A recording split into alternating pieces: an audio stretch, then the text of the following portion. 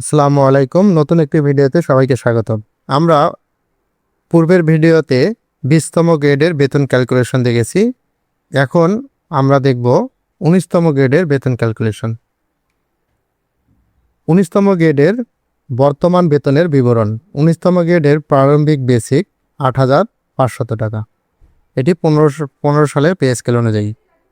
ধরি ইনক্রিমেন্ট পাওয়ার পর 19তম গ্রেডের বর্তমান বেসিক 13,900 টাকা। তাহলে প্রারম্ভিক বেসিক এবং বর্তমান বেসিকের পার্থক্য 13,900 বিয়োগ 8,500, 5,400 টাকা। এখন দেখি নতুন স্কেলের বিবরণ।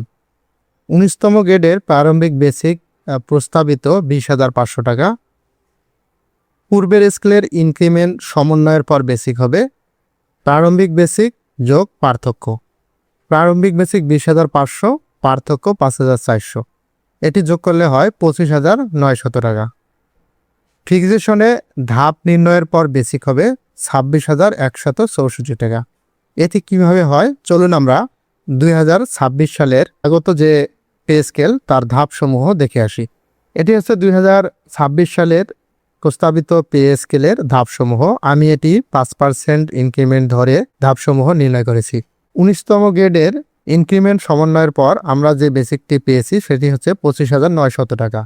তো আমরা দেখব এখানে 25,900 কোথায় আছে। তো 25,900 টাকা আছে 24,918 এবং 26,164 টাকা এর মাঝামাঝি। যেহেতু মাঝামাঝি এজন্য এর নিয়ম আছে পরবর্তী উচ্চতর যে ধাপ সেটি ধরতে হবে। তো পরবর্তী উচ্চতর ধাপ হচ্ছে 26,164 টাকা। তো আমাদের 26,164 টাকায় পে ফিক্সেশন করা হবে। তাহলে আমরা দেখলাম যে ফিক্সেশনের ধাপ নির্ণয়ের পর কার্যকর বেসিক হবে 26,164 টাকা।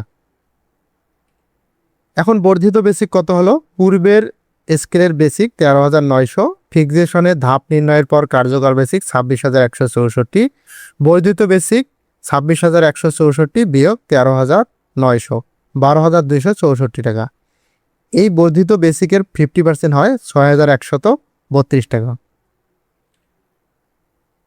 এখন তার বেতন তাহলে কত হবে? বেতন ক্যালকুলেশন হবে বেসিক, বাড়ি ভাড়া, চিকিৎসা ভাতা, এর সঙ্গে অ্যাড হবে ধোলাই বা যাতায়াত, টিফিন এবং শিক্ষা। এটি সবার জন্য প্রযোজ্য নয়, যারা যারা পান তারা এর সঙ্গে এটা অ্যাড করে নেবেন।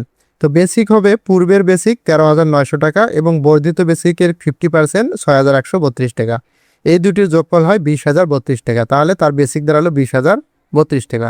বাড়ি ভাড়া কত পাবেন? বাড়ি ভাড়া পাবেন 20,032 হলে তার বাড়ি ভাড়া 45% হবে ঢাকা শহর ব্যতীত অন্য সিটি কর্পোরেশনের ক্ষেত্রে।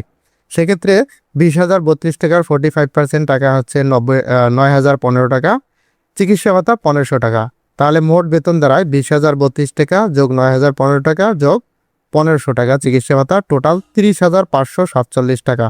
এর সঙ্গে আপনারা অ্যাড করবেন ধোলাই, যাতায়াত, টিফিন এবং যাদের শিক্ষা ভাতা আছে। তাহলে আপনি আপনার মোট বেতন পেয়ে যাবেন।